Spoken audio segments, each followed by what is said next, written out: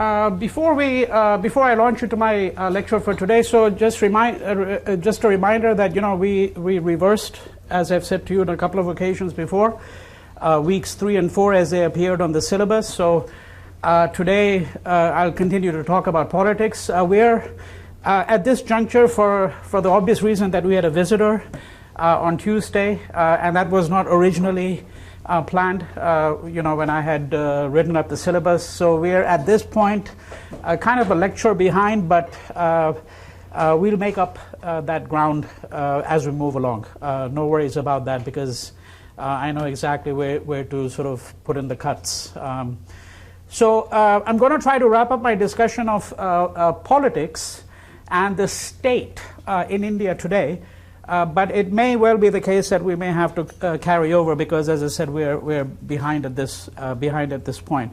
But before I launch into my lecture, I'm happy to entertain any questions that you may have from the session on Tuesday.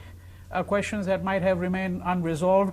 There were obviously a large number of issues there, many of which we will address at length in the course of the remaining 7 weeks after today's lecture, having to do with communalism. I'm going to actually speak about that, which was one of the major subjects of the films of Anand Patwardhan, but I'm going to speak about that today to a considerable extent. You have a question there? Yeah. I was a bit confused on how the Canadian, how Canada fit in with the farm workers union and India. Yeah, so it doesn't really fit into this course, but he was just showing essentially, clips from his documentaries, the vast bulk of which have to do with India itself, but they also have to do with the Indian diaspora. And when we actually look at the question of Sikhs and the whole Sikh secessionist movement, then the question of the Indian diaspora will come into the picture. But that doesn't really come into the picture of the course, except that, of course, the Canadian farm workers of Indian origin that he's talking about are all immigrants from India, and one of the reasons they emigrated. Those are the reasons that people emigrate from other parts of the world too, not just from India. But obviously, one of the reasons has to do with economic advancement, better prospects for yourself. Whether, in fact, the prospects are actually better for working class people necessarily when they migrate is a different question, but that would take us into very different directions. But that's the brief answer to your question. But anyhow, so the questions that were raised by his films had to do obviously with such things as working class populations. I mean, you saw clips from a film where you looked at slum dwellers. Mr. Patwardhan and I share the same worldview, but I have some differences of opinion. My lens is somewhat different than his on some of these questions, and particularly to me, for example, and of course you are seeing clips from his film, so it's not doing justice to say this really, but I do know that film, that what is a slum to begin with? What do we mean when we say a slum? And that's a question that, for example, isn't really asked in the film. It's just taken for granted that there is something called a slum, and then there are slum dwellers, and of course they face problems. They face eviction. But you have to. This is a good place to begin, just so that you understand how I work analytically. I remember I had given an answer to one question, and he said, "Well, that's too complicated. I'll put it in simpler terms." But sometimes you need a more complex language, because otherwise you fall into the pitfall of taking things for granted. So the question of slums is a very interesting one. What is the origin of slums? Does anybody here know? When did slums first arise in history? When was the word first used in the English language? Please don't do a Google check right away, okay? Right? Anyone want to make a guess, roughly? Sorry? England, yeah. And Industrial Revolution. The slum arose with the Industrial Revolution, right? So when it arises as a consequence of the Industrial Revolution, then you start thinking through its implications. Okay? Which is not to say that there weren't poor people before. There have always been poor people. But slums dwellers are not just poor, they're slum dwellers. There's a distinction. That's important. Because a slum, there's, by the way, no rural slum. Slum has a relationship with urban lifestyles. Cities have slums. Rural areas don't have slums. If you think about it, just you hear about a slum in Bombay or Beijing or Dhaka or Karachi, right? Lagos in Nigeria, so forth and so on, in the big cities.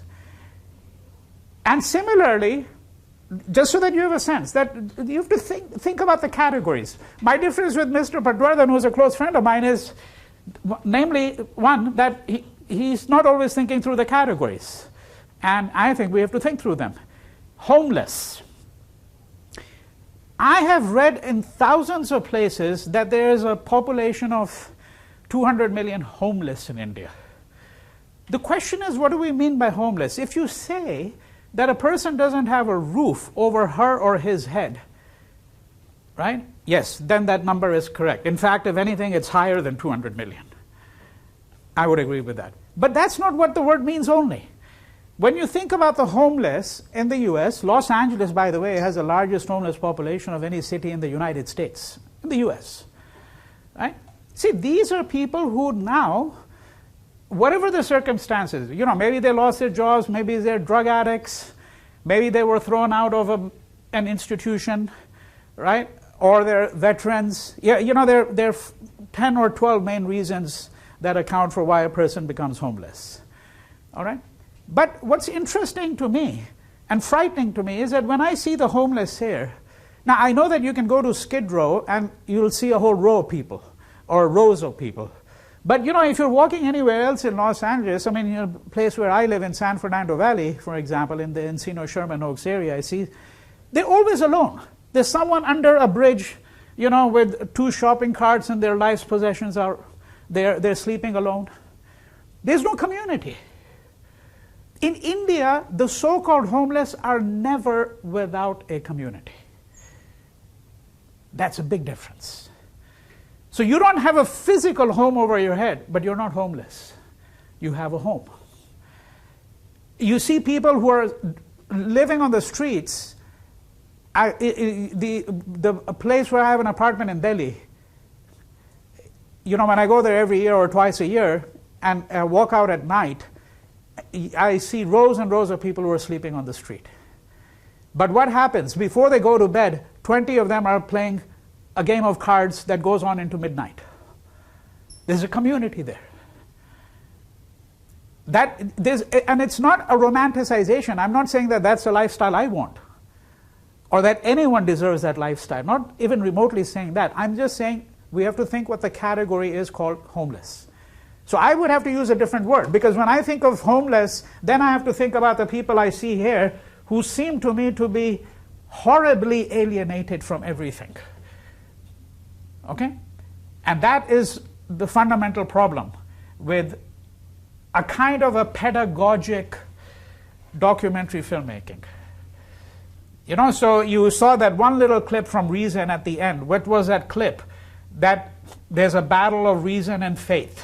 You remember those quick clip? It goes back to Europe. You've had it in India. You saw about 15 seconds of that.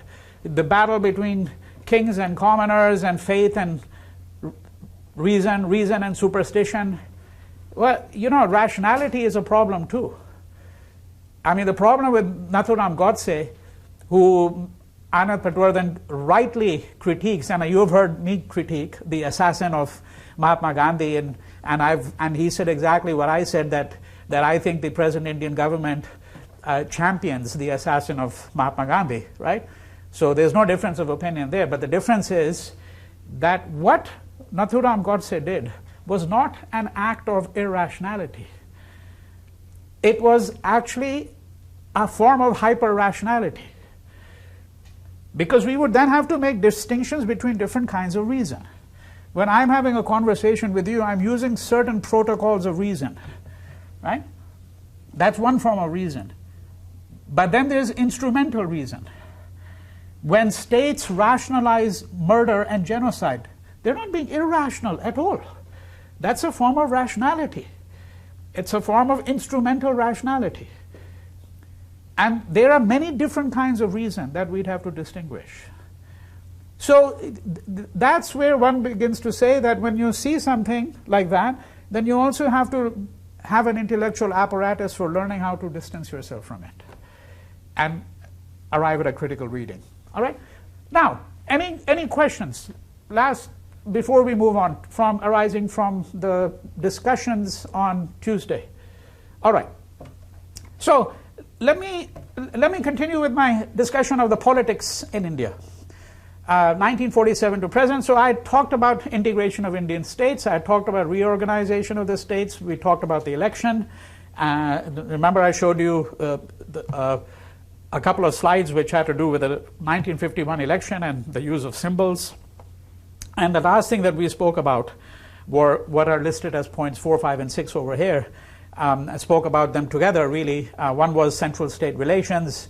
Very briefly, I discussed that with you, that when the Indian government, when India became independent, the question was what should be the relationship between the federal government, as it's called here. In India, it's called the central government, and the states. And I pointed out to you that, among other things, Jawaharlal Nehru, who became the first Prime Minister of India, and many of the people who were around him were of the view that given the past of India, given the fact that India had been subjugated under colonial rule for 200 years, and that pointed to the fact that India was in some ways vulnerable to the foreigner, to the outsider, that it was imperative under those circumstances particularly that there should be a strong central government.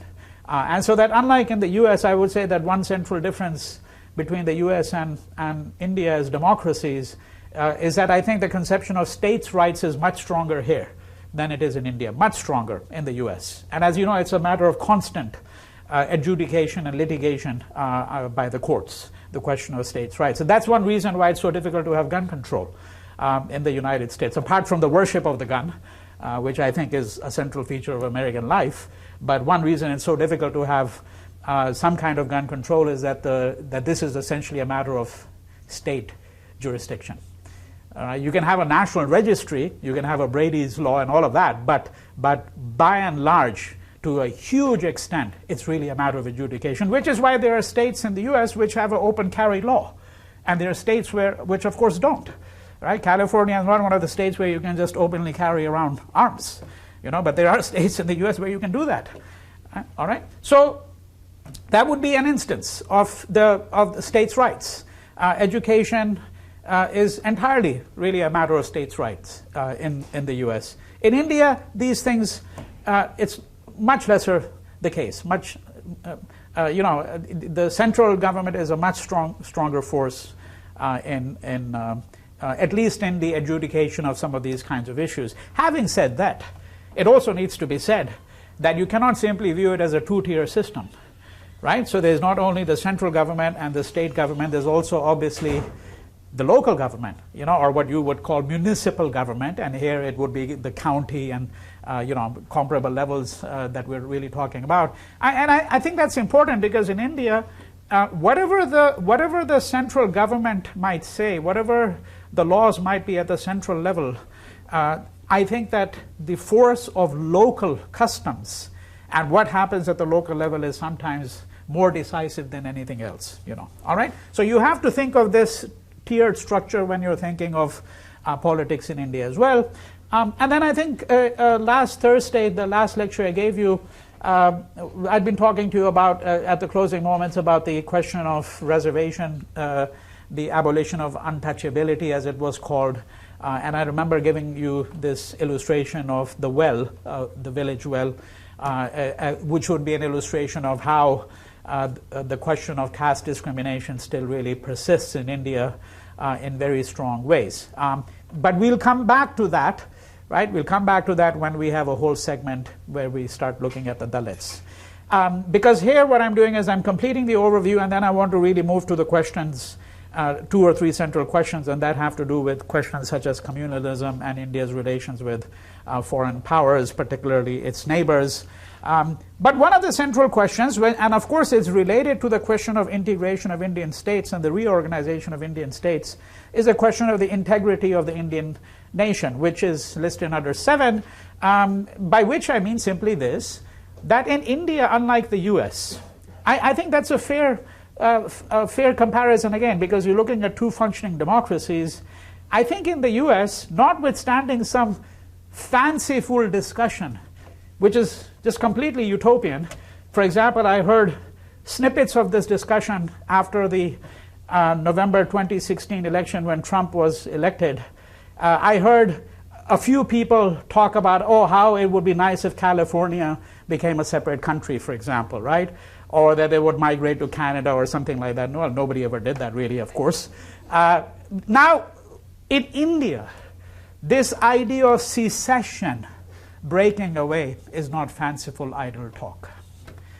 Huge difference there. There have been secessionist movements.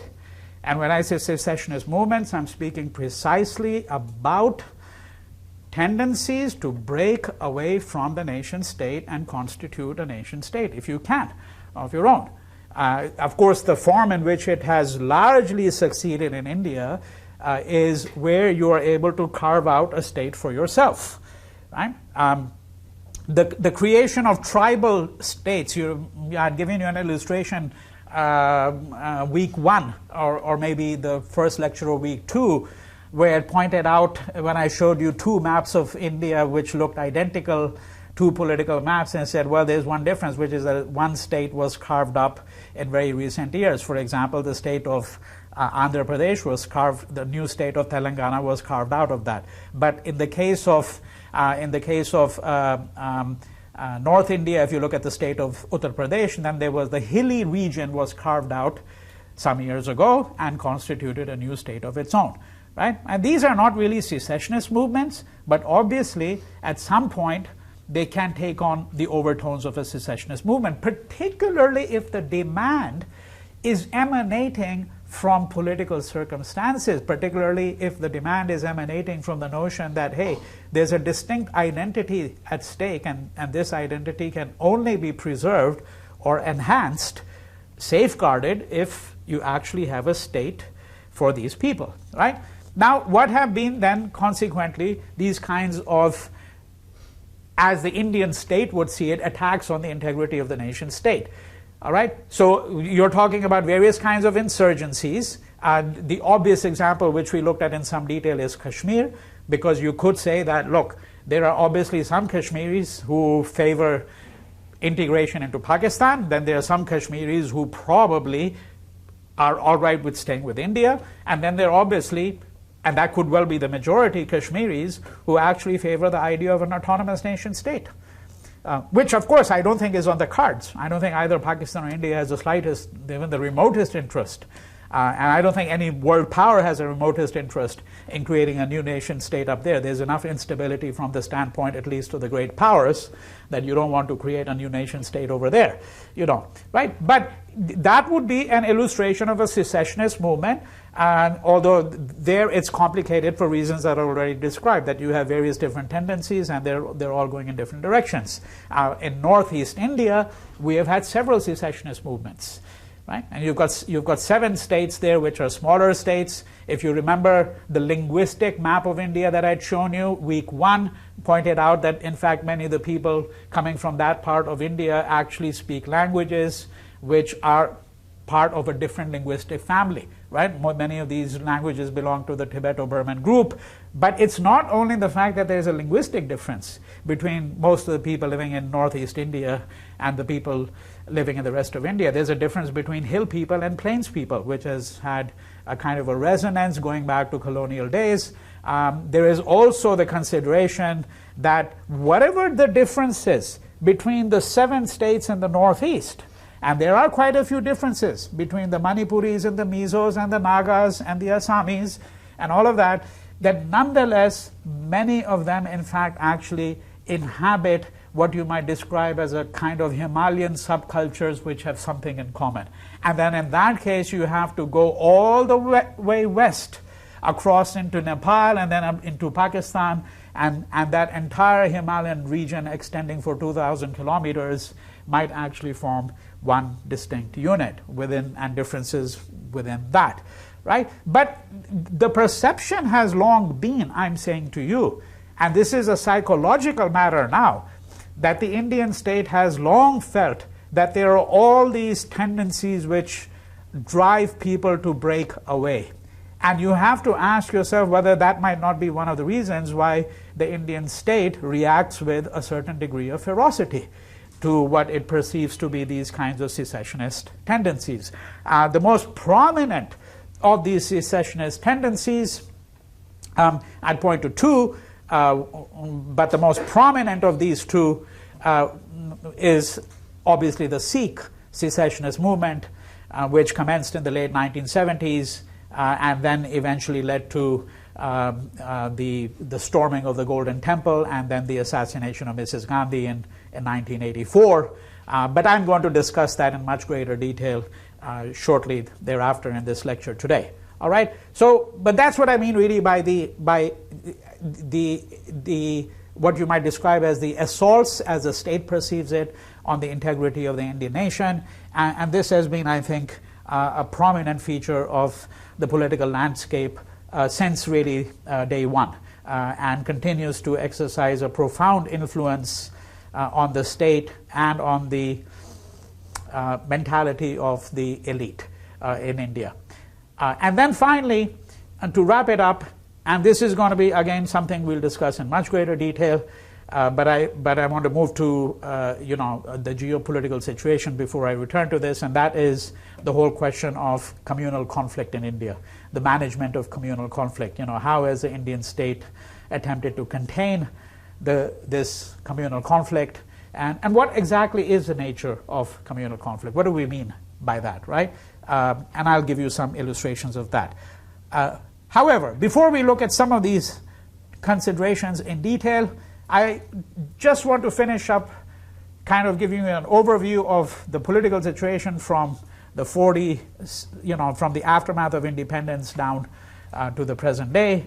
Some of the considerations, not all of them, and most of these really having to do in this case with neighboring states, because here we are not really looking at such things as, let's say, India's relationship to Western Europe or to the United States or to Russia, although some of that, of course, has a bearing on this as well. So I've talked about the dispute over Kashmir, and I have alluded to the wars with Pakistan, the first one being obviously 47-48, which included the dispute over Kashmir, and then a war in 65 and 71. The war in 1971 is what is going to eventually lead to the creation of Bangladesh. And along with Sikh secessionism and communal conflict, that will be the third thing we're going to be discussing in detail today, namely the creation of Bangladesh. And what is it that led East Pakistan to drift away from West Pakistan and then eventually constitute itself into a new nation. India's relations with China, long, complicated history. All right. Barely able to even scratch the surface with this. But it's necessary to say a few words. So, I'm not sure how many of you in this room are aware of the fact that in 1945, at the end of World War II, and the forming of the United Nations, that the seat for China was not held by the PRC, by the People's Republic of China. Okay, that seat was held by the Republic of China, or what is in short form called Taiwan. All right, so that's where the nationalists were holed up. I mean, I'm really simplifying here because I can't get into that whole terrain, but you know that there's a civil war going on in China, and in 1945, this war gets accentuated because now that the Japanese are out of the picture, the defeat of the Japanese, the conflict is now going to have to be resolved within China itself between the communists and the nationalists. And it's going to be 1949 before the nationalists are going to be really eliminated and the communists are going to come into power. But in the meantime, of course, it was the Republic of China or the nationalists. And, you know, no one ever really describes them that way, but obviously one difference is that the nationalists are sympathetic to capitalism. They're basically comprador capitalist elites. That's what they are, in some sense of the term, right? So in 1949, when the conflict is going to be resolved, that seat is still going to be held by the Republic of China, you know, all right? And it's going to be continuing to be the case for quite some period of time, right? So when we look at India-China relations, the first thing I want to suggest to you, which is not what a political scientist would do. Political scientists take a kind of what I call a realpolitik view of this relationship, okay? And, you know, one of the interesting things you have to bear in mind, and this is not an exaggeration, that in 1980, which I'm taking for the sake of convenience as a starting point for neoliberalization in China, for the reforms, all right, that would eventually usher China into becoming what it is really effectively now, namely another capitalist power, right? Although one run by the Chinese Communist Party. The party is still very strong, of course, in China, right? In 1980, if you look at all the available indices, China and India were virtually at the same point. That is where they stood on the index of development. If you look today, China has leapfrogged India, right? I mean, there's been development in India in the traditional, conventional sense of the term, what is called development. But China has gone well beyond. There may be lots of reasons for it. I just had lunch with a person who's been visiting from China, and she told me something which I wasn't aware of. And that might, and I'm telling you it not simply because it's an interesting anecdote, but we're going to be looking at such things as education. So she has a son in middle school. She said in China, her son leaves home at 6:30 in the morning and comes back at 8:30. That's how long the school day is. And she said it's inconceivable because he's been here with her they're going back next week, and he's going to a school in Santa Monica. And, you know, she says that it's inconceivable that you would have PE the first class of the day. In China, it's only once a week in the school that her son goes to, and it's somewhere around 4 or 5. You don't start your day with PE because you want to make sure that mentally you're fresh. You make sure they start with mathematics or physics or some grueling subject, you know, right? And in senior high school, up till 10 p.m. the day, right? In India, it's inconceivable. Nobody would have that kind of discipline. Unthinkable to me. You know, you could give any kind of sociological reason. I just say Indians don't even have the discipline for something like that. Out of the question that you would have schooling for 14 hours a day or 12 hours a day. You know, whatever the competitive urge that there might be. All right, but that's more kind of what you might describe as an ad hoc kind of argument. What I'm trying to suggest here is that there are many reasons why China leapfrogged. Some of them we will consider when we look more closely next week at the economic components. Okay? What's important, however, is this, that at the time of independence and shortly thereafter, India and China were about the same, and they actually had friendly relations. Part of the reason they had friendly relations is because Nehru took a civilizational view. This is where you have to depart from what a political scientist does, okay? Because a political scientist will really take a hard-nosed view and say, well, you know, who's jockeying for power? Is it advantageous? Nehru really did not think at that point whether it was advantageous or not. He took the civilizational view. What do I mean by the civilizational view? I mean by that he looks back at the history of the relations of these two countries and says, it's a 3,000-year relation we have had. Where did China get its Buddhism from? It got it from India, right? They're Chinese travelers who come to India. You know, if you're studying the Gupta Empire, the height of the Gupta Empire, circa 400 AD, 400 CE, 400, 450, 500 CE. What are your main sources? Chinese travelers. Main sources for the study of the Guptas are Chinese pilgrims coming to India. Right? And of course, one could give a very long narrative of this civilizational encounter between two great civilizations, China and India. Nehru took that view. I mean, in India, the legend is been that India actually was offered a permanent seat on the Security Council, and it said, no, we're gonna let China have this seat. And this is a legend. Whether it's the case or not is a different, but it's widely circulated story.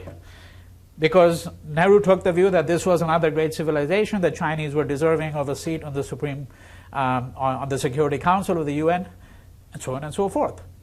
So that was the basis of the relationship and both these countries, China, of course, had not been colonized in the sense in which India was colonized, but it was under European spheres of influence, as I'm sure all of you know. If you know the history of the Boxer Rebellion, and you know what happened in the 1850s with the Opium War and the destruction of the old summer palace in Beijing.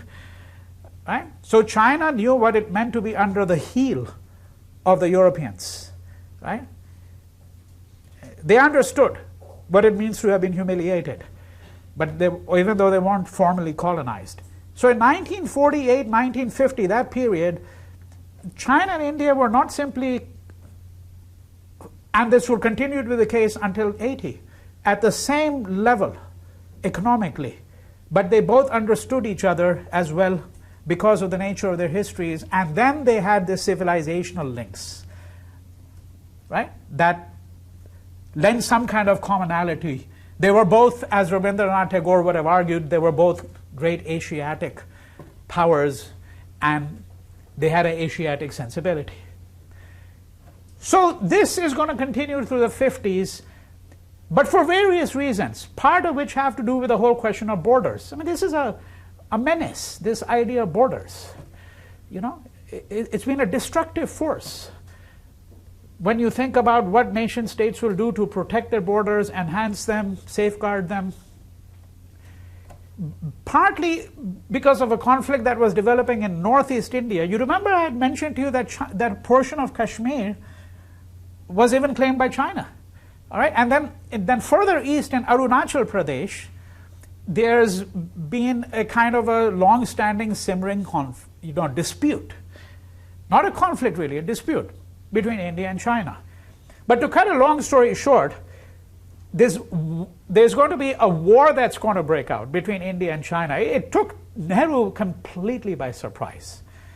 And again, you know, it's important to understand how people think of it, even though a professional historian might have complete disdain for such an argument. It's been argued that when Nehru died of a heart attack in 1964, May 1964, so literally, let's say 16, 18 months after the breakout of war between India and China, it's been argued that, well, it was this war, the shock that he got, which contributed to, to his heart attack, to his poor health, that he got depressed, he couldn't understand, how a friendly power had invaded India, so forth and so on. And that's the common story, And as I said, a professional scholar might have complete disdain for it and say, well, it's a very sentimental story, bleeding heart and all of that, and then he gets a heart attack, poor fellow. I don't really care one way or the other, which way you go with this. The important thing is that it certainly came as a surprise to Nehru, I think. One could argue otherwise. One could argue that there were intimations of such a conflict breaking out, that Nehru simply refused to believe that this was a possibility. I'm not interested in kind of a realist assessment of it, because I think that there are different positions, and I think people tend to take the position that they've already decided upon for various reasons. What is critical simply is this, that there's a war that breaks out in 1962. China is going to make deep inroads into northeast India, and then suddenly, just as suddenly as it attacked India, as suddenly as that, it pulled back. It was over in a month. Short war, really. All right? But you could say that relations between the two countries have been testy since then. One of the other things that contributed to it, to these strained relations, was China's occupation of Tibet. Of course, the Chinese don't call it an occupation. They say that Tibet was always part of our territory, that we have a rightful claim to it. Right? Here I'm inclined to side with the Tibetans.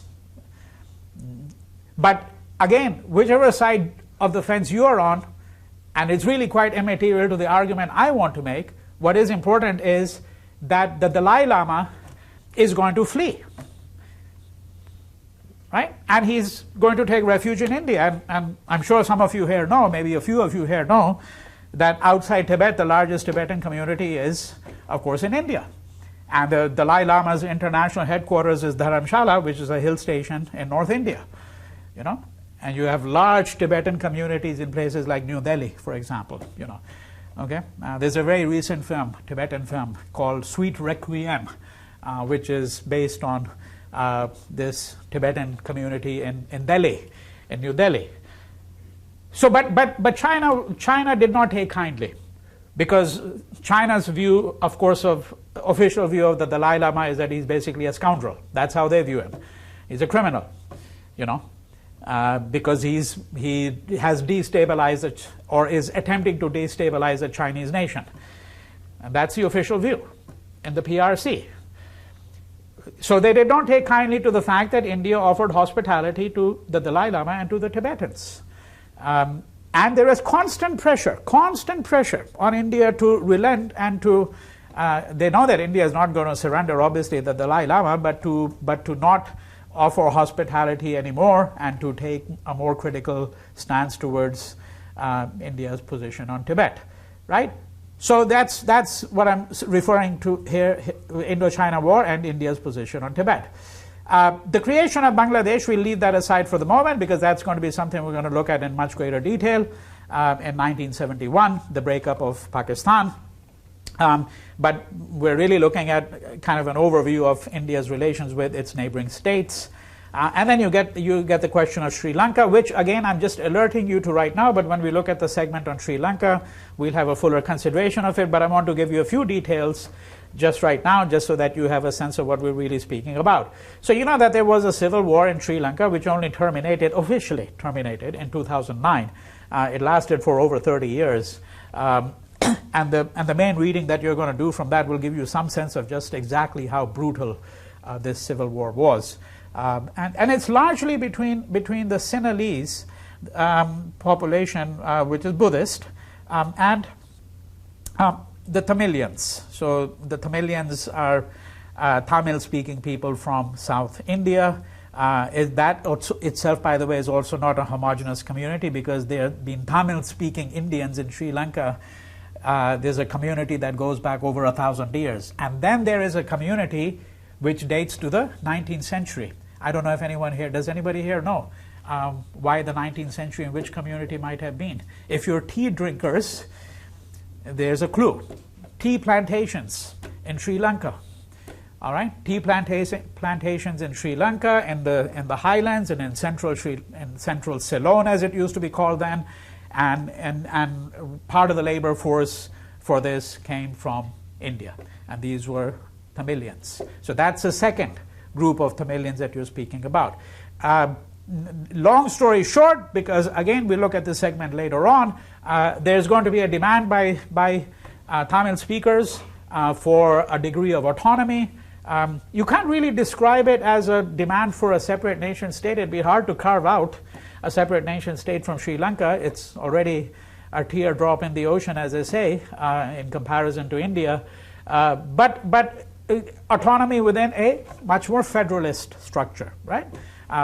Whereby basically if you had carved out that space then it would essentially have jurisdiction over every matter except something like defense and foreign relations, perhaps, right? And all of this is going to be aggravated by the fact that even though you had a significant percentage of Tamil speakers in India, in Sri Lanka, that officially in Sri Lanka took the view shortly after independence, after 1948, that Sinhala would be the official language, and Tamil was really not recognized.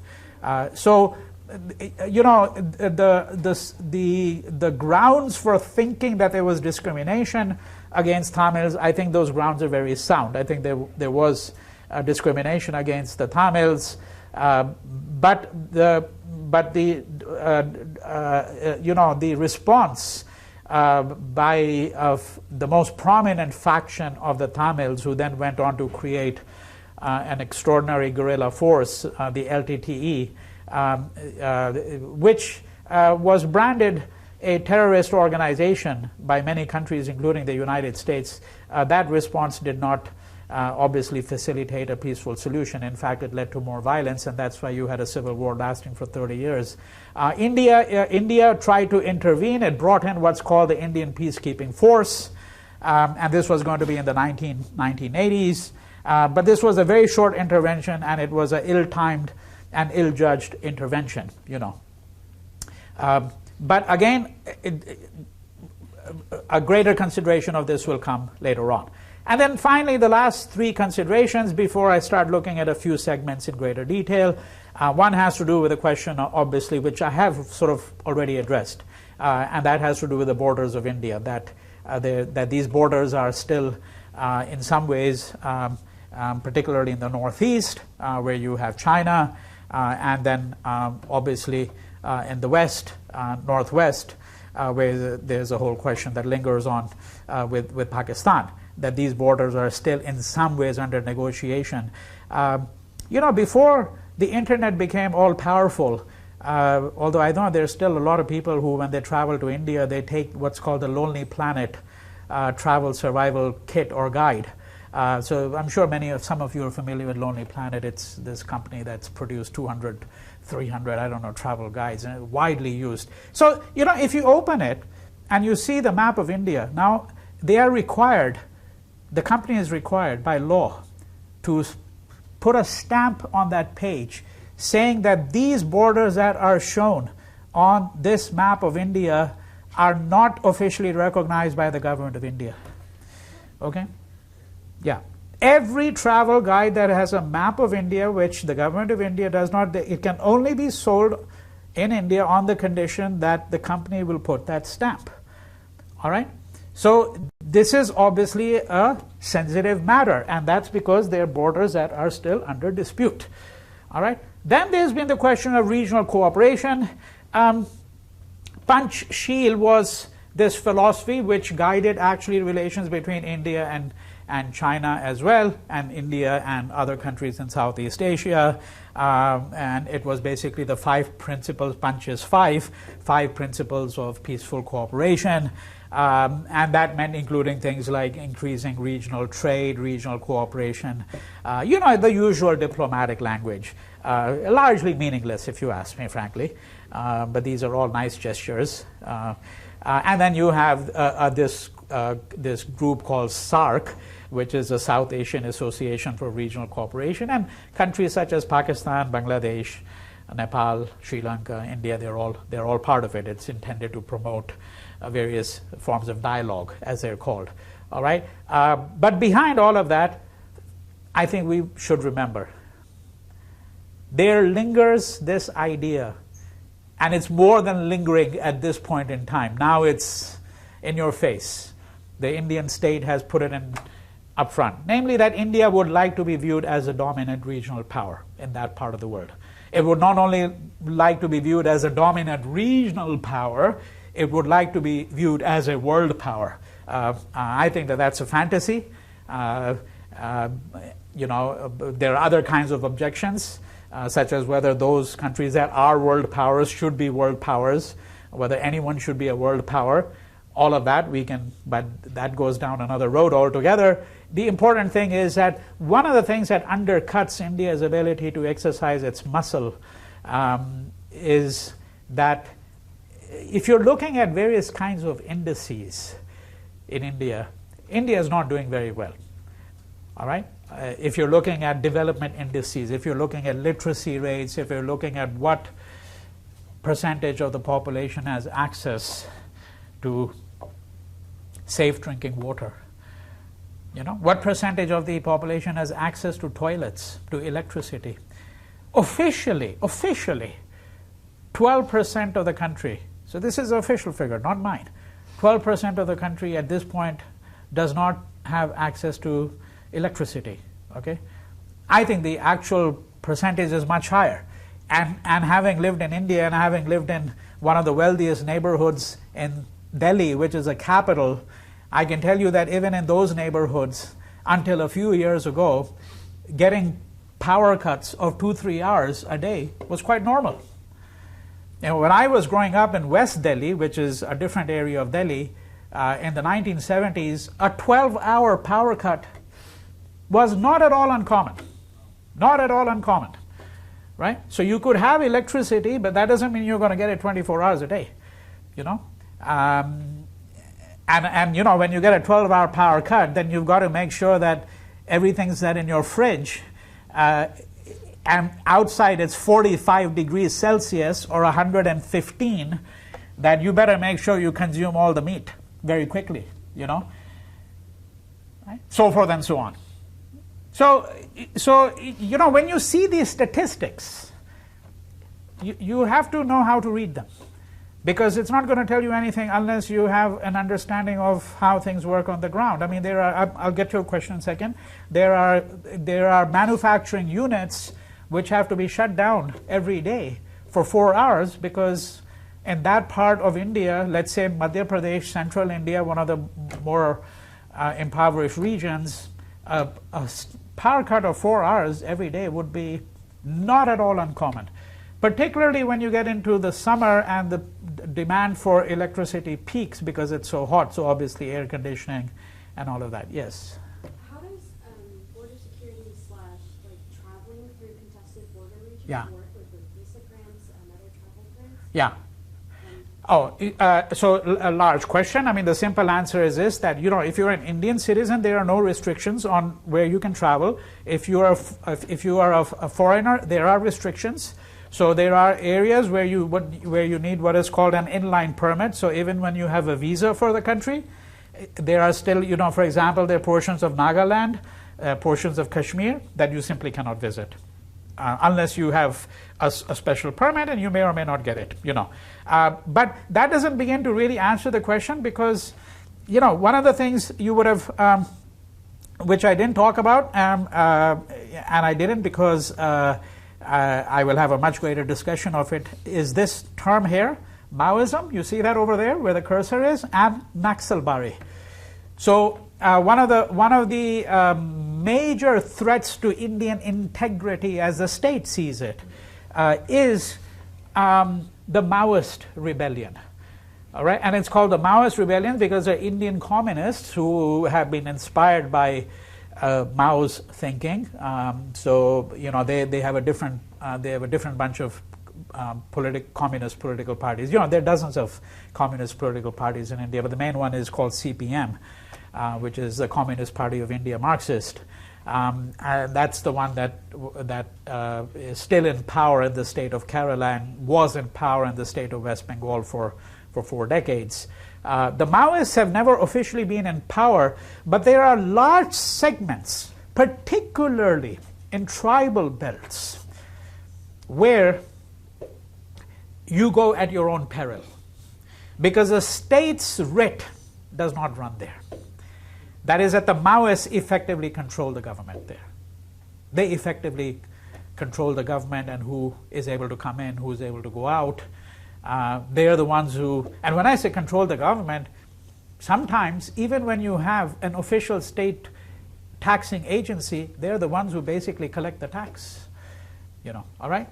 So that's the answer to the question as well. You see that many of these disturbed areas, as they're called, they may not be actually under the jurisdiction of the state at all, even though officially it's a state, but they may actually be controlled by resistance groups, secessionist groups, guerrilla groups, however you want to define them.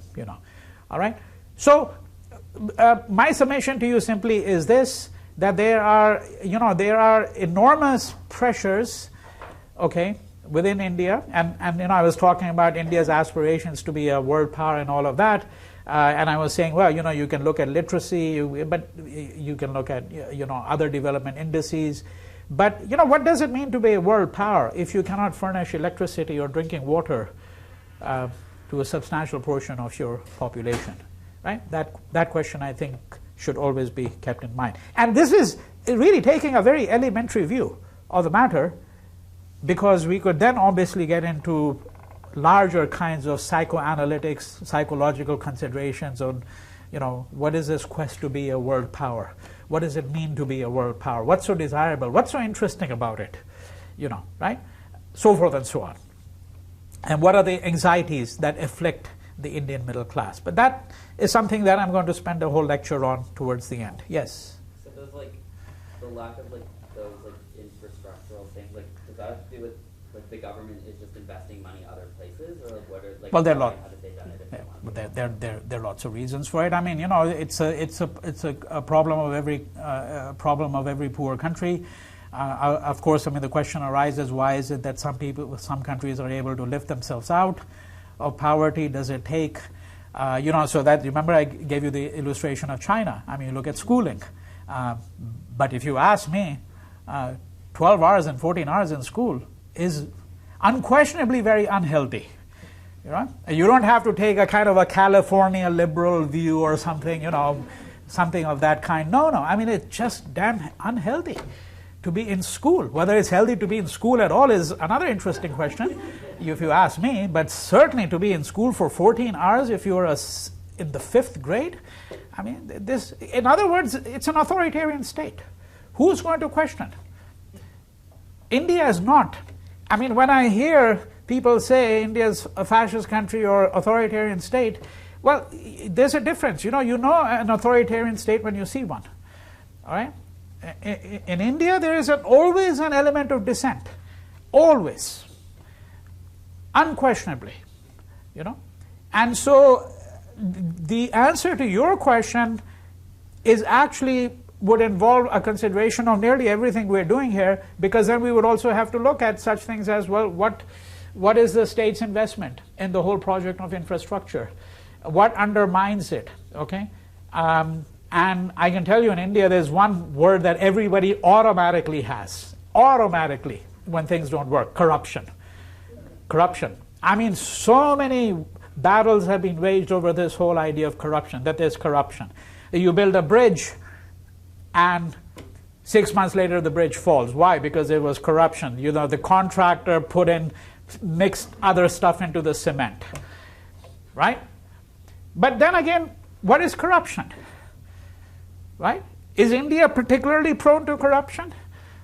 There are different ways of understanding it. Let me give you an illustration. Once again, I come to the US because, as I've insisted, this is not simply a course where you learn about India. You have to rethink what it means to be living in this country.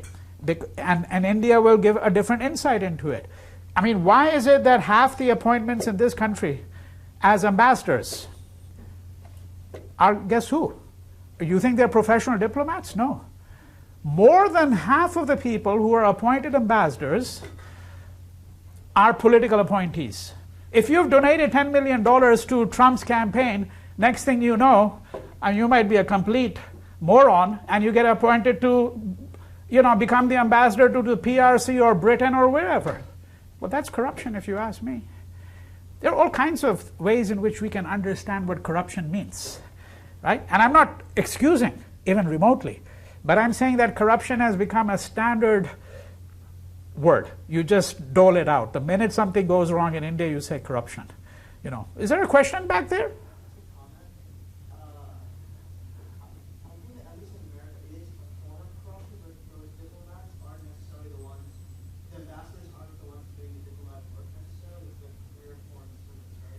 Oh, look, we can have a long discussion about whether the diplomats do the actual diplomatic work or whether it's actually the diplomatic service and the civil servants. I know that, right? But nonetheless, I mean, I'm just giving you one illustration. This is not meant to define corruption. It's just simply one illustration out of hundreds that one could give about how corruption works. All I'm trying to do, this is not a commentary on whether the American diplomatic service works effectively or not. It's simply a comment. It's simply an illustration of why we cannot have a simple definition of corruption. Right? I mean, you know, it is precisely because people in India are so corrupt that you're not going to have concentration camps as you did in Nazi Germany. Because in India, it would be so easy to bribe all the guards, so easy, that would be impossible to have a concentration camp that would actually work effectively. I mean, you think about the Nazi machinery of death and how effectively it worked. Sometimes it's good not to be able to work so effectively, you know? So you have to play with the idea. You have to put it in a different stream of thought to try to see what one can do with it. That's what I'm trying to suggest. Okay? And so I'm saying that these are, if you can take a kind of an unnuanced reading and it's going to get you nowhere, because then you'll get a standard textbook account of what this or that means. That's what a dictionary does. It gives you the standard account. Then you have to do the real work of interpreting that word and its implications, you know. All right? Okay, now, let's look at the first of these questions. Communalism and the Indian polity, because that has been a pressing problem in India post-1947. Perhaps the first 2 decades it was not much of a problem, although the assassination of Gandhi, as Anand's film showed, and as I've argued, was itself obviously an aspect of communalism. But once you are past the assassination of Gandhi, because recall what were the circumstances, that the person who assassinated him was a Hindu, what you would call today a Hindu fundamentalist. I don't like that word, Hindu extremist. He was a Hindu extremist, right? And who was inspired, among many other things, by the idea that Gandhi had betrayed his fellow Hindus, who had an animus towards, the assassin had an animus towards Pakistan as well, of course, and towards Muslims. He belonged to an organization called the RSS, which you're going to hear a lot more about as we move along this course, and you heard a bit about it in Anand's films. The Rashtriya Swayamsevak Sangh, which is a kind of a paramilitary organization that intends to, that India should really be a Hindu nation, you know. All right? And the assassin was a member of the Hindu Mahasabha, which is an organization, again, dedicated to the idea of a Hindu nation, fundamentally, right? And the Hindu ideology. So that's communalism. But once you're past that 1948 assassination, India is not going to be rocked by what you might call religious conflict from that period until some years really after the assassination, after the death of Jawaharlal Nehru in 1964. It's going to be some more years before what's called the ugly head of communalism, is going to, communalism will come to the fore. So, and when I speak of communalism here, what I'm speaking about is, and I'm going to go back to the slide before, I'm speaking about these conflicts which, for a lack of a better word, are based on the idea of religious difference. So you've had, and it's not just Hindu-Muslim. It could be Hindu-Sikh, which is one of the cases we're going to look at in great detail. We won't be able to get through all of that today, of course. The anti-Sikh pogrom in 1984. There could be Hindu-Muslim conflicts, such as the dispute in Ayodhya, which was in 1992. I didn't put the date there. Or the anti-Muslim killings, bordering really on a pogrom against the Muslims in Gujarat in 2002, when the person who is presently the Prime Minister of India was at that point the Chief Minister of the state of Gujarat, where these killings took place. There could be Sikh-Muslim killings, which is what happened in the partition in 1947. Or there could be Sunni-Shia. That's a form of, because certainly from the standpoint of an Orthodox Sunni, the Shias are heretics, some of them, right? And I'm not even getting you into the nitty-gritty detail. For example, there's a whole group of people known as the Ahmadiyas. Ahmadiyas, okay? And Pakistan, when it was founded in 1947, its first cabinet had an Ahmadiyya. Today, an Ahmadiyya may not even recite the declaration of faith of being a Muslim. He can be actually handed down a death sentence if he claims to be a Muslim in Pakistan. But in 1947, when the first cabinet was formed, there was an Ahmadiyya who was a member of the cabinet. And you could think of that as a communal conflict if you wanted to, you know. Right? So we're not getting into, I'm giving you the very broad brushstrokes once again when I'm speaking about these, all right? But in order to understand this, we first have to get to the question, what is communalism?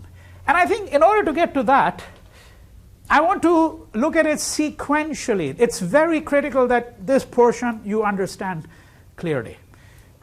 And if there's any doubt that anyone has, you need to ask me to clarify the doubt. All right? We have to begin with the question of what is identity? Right? And most people, the vast majority, will define themselves through a few fixed nodal points of identity. I think you heard me say a variation of this at the very beginning. Now I'm going to offer you the real elaboration. Okay? And those fixed nodal points are what? The fact that you're male or female, or maybe transgender, or you're straight, or homosexual or lesbian, whatever. Right? These are the nodal points: religion, nation state, your identity, what passport you carry, so to speak, what your gender is. These are the nodal points of identity. And religion, of course, whether you're Christian, Jew, Sunni, Hindu, yeah? Or maybe a non-believer. However, let's look at it this way. Let me give you a folk tale from India. An extraordinary folk tale that Thomas Mann, the great German novelist of the 20th century, when he first encountered it, he was so transfixed by this tale that he wrote a whole novella called The Transposed Heads, based on this Indian folk tale. So what is a folk tale? The folk tale is there's a man and his wife and his brother. They all go on a pilgrimage. And in India, by the way, the vast majority of the pilgrimage spots are all in the mountains. After all, if you have to reach God, you have to make some effort. I mean, if you just walked across the UCLA campus, had a leisurely stroll, what kind of pilgrimage would that be?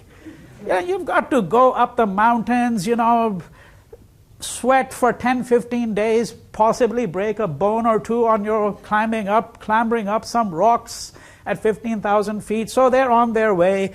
And somewhere along the course of this difficult pilgrimage, they come to a cave, and the man says, let's just sit down. So they put down their belongings, and the cave has a wide opening, and he's sitting there. Then he says, let me just go in and take a look and see what's inside the cave. And his wife says, yeah, but don't take too long, because we've got to move on, this short water break, as it were. Well, he goes in, he doesn't come out. An hour elapses, he doesn't come out. Then finally, his brother says, let me go in and take a look and see what's happening. And he doesn't come out. So then she goes in. And she goes deep into the recesses of the cave. And then what happens? There she sees finally an image of the goddess. Right? And in front of the goddess, she sees that her husband's body has been cut in half. And her brother-in-law's body has been cut in half, right? And so she says to the goddess, what happened? And then the goddess says, well, they offended me.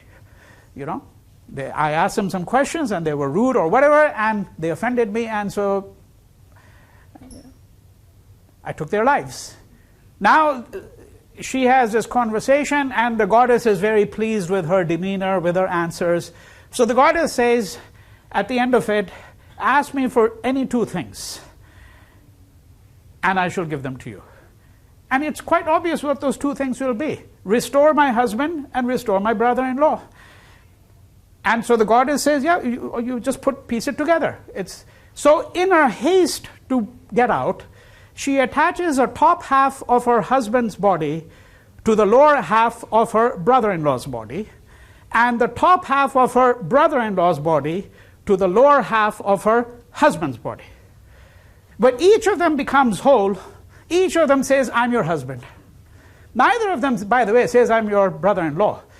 The reason why, of course, each of them claims to be the husband is because a husband enjoys conjugal rights with her. Each of them says, I'm your husband. Now, the question is, well, who's the husband? So who is it? Where does identity reside? It resides over here, you think, right? This is where the faculty of reason is? Yeah? Or does it reside on the lower half where the organ of generation is? Right? Where does it reside? I mean, it's a fantastic story about how we think about identity. What is the nature of identity? What is personal identity? Right? So, the first thing I want you to think about is run away as far as you can, which means you're going to have to alter your entire lifestyle and way of thinking, but run away as far as you can from these primordial conceptions of identity. Because we all fall prey to it, you know. I mean, after all, if I go to, let's say, random country, Sudan or China, run into someone, well, who are you? You know, someone says. You know, they always have. You know, the one question you always get, no matter where you go in the world, where are you from? I think I want to write a book called Where Are You From? One of these days. An invariable question, no matter where you go. It could be just Culver City. You meet somebody at a party, well, where are you from? Well, what does that mean? Where I was born, where I live now, where I think of myself as. It could mean a number of things, but we kind of have a limited conception of what that really means. Okay? But notice that the question is already predicated on the notion of some kind of, for example, national identity, some notion of home.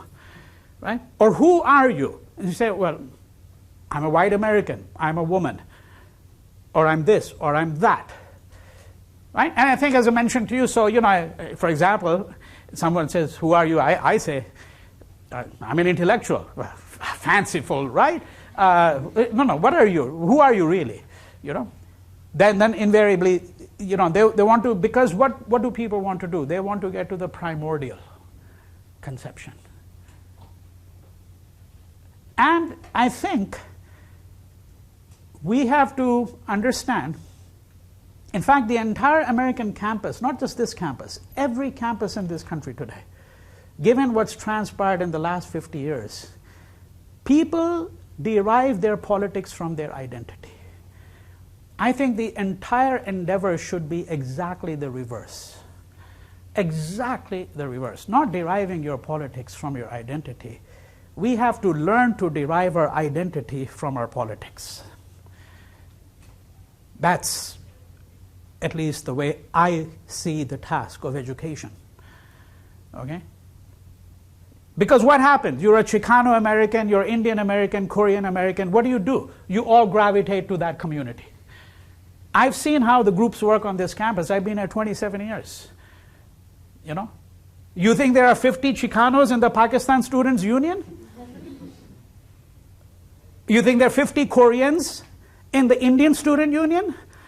Well, it may get there because now there's all these people who love Bollywood dancing, you know, so they'll join the Indian Student Union just for that, you know. Oh, well, maybe I'll, you know, get to do some Bollywood dances or whatever, you know. But you get the gist of what I'm saying, right?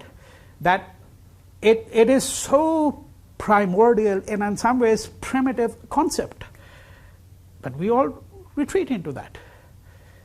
So that's the first thing, that when we have to really think about identity, what do we mean? And what are the philosophical components of it, okay, as well? Now, in India, the British view was religion is the source of identity. There may be 500 other ways.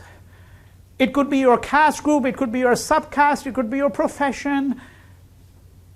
You know, you could be a eunuch. There's a group of people known as the Hijras, the third sex they're called. But no, the first thing is religion according to the British. That this is what gives a person his or her identity. Then this idea that there are religious communities. So religion is not just a personal identity, now it's going to become a communal identity. Right? Which means that if I'm a Hindu working class lover of the NRA, yeah, and let me add 50 other adjectives. Nonetheless, if I had to pick one community out of these 53 identities, it's going to be my religion. That's the colonial view of how India is. And every one of that religion constitutes a community. This community is kind of monolithic.